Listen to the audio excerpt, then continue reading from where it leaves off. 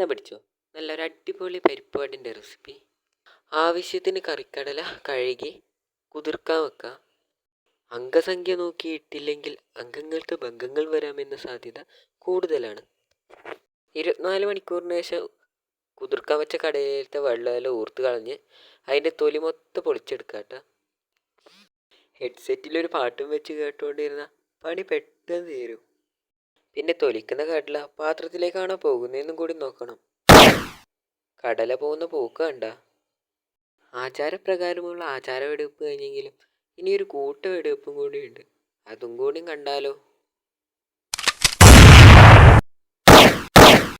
വെള്ളത്തിൽ മുങ്ങിച്ചത്ത കടലക്കുട്ടന്മാർക്ക് അന്ത്യാഞ്ജലി അർപ്പിച്ചുകൊണ്ട് നമുക്കിനി അടുത്ത പണിയിലേക്കും കൂടി കിടക്കാം.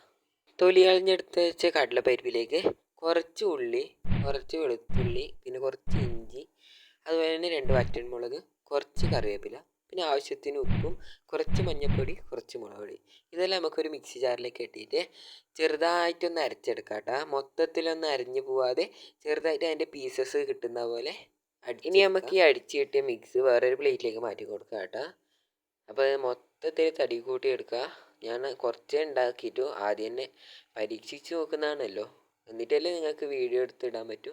അങ്ങനെ കുറച്ചേ ഉണ്ടാക്കിയിട്ടു. നമുക്ക് കിട്ടിയ സാധനം നല്ല രീതിയിൽ പരിപ്പ് വടേൻ്റെ ഷേപ്പിലേക്ക് മാറ്റിയെടുക്കാം കേട്ടോ. അപ്പോൾ ഞാൻ അടിച്ചെടുത്ത് ചെറുതായിട്ട് ഒന്ന് വെള്ളം പോലെ ആയിട്ടുണ്ട്, എന്നാലും പ്രശ്നമില്ല. നിങ്ങൾ അടിച്ചെടുക്കുമ്പോൾ സൂക്ഷിച്ചിട്ട് എടുത്താൽ മതി. ഞാൻ എപ്പോൾ ചായപ്പീടികയിൽ പോയാലും ആദ്യം ഞാൻ പരിപ്പ് വട ഉണ്ടോ എന്ന് നോക്കും, എന്നിട്ട് ബാക്കി എന്തെങ്കിലും സാധനം ഉണ്ടെങ്കിൽ ഓർഡർ ആക്കും. പരിപ്പ് വട ഉണ്ടെങ്കിൽ പരിപ്പ് വടയെ ഞാൻ ഓർഡർ ആക്കാറില്ലു.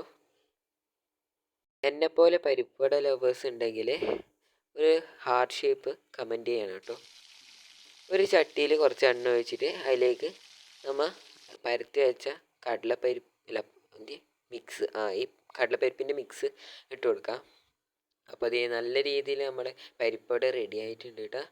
ആദ്യം വിചാരിച്ച് ഞാൻ ഈ കടല വെച്ചിട്ട് ഉണ്ടാക്കുന്നതുകൊണ്ട് പരിപ്പ് വടയായിട്ട് വരും, അതിൻ്റെ അതേ ടേസ്റ്റ് കിട്ടുമെന്നുണ്ടായിരുന്നു സംശയം. പക്ഷേ അടിപൊളിയായിട്ട് ആ പീടികയിൽ നിന്ന് വാങ്ങുന്ന അതേ പരിപ്പ് വടേൻ്റെ ടേസ്റ്റ് ആയിരുന്നു. അപ്പോൾ നിങ്ങളും കൂടി ട്രൈ ചെയ്ത്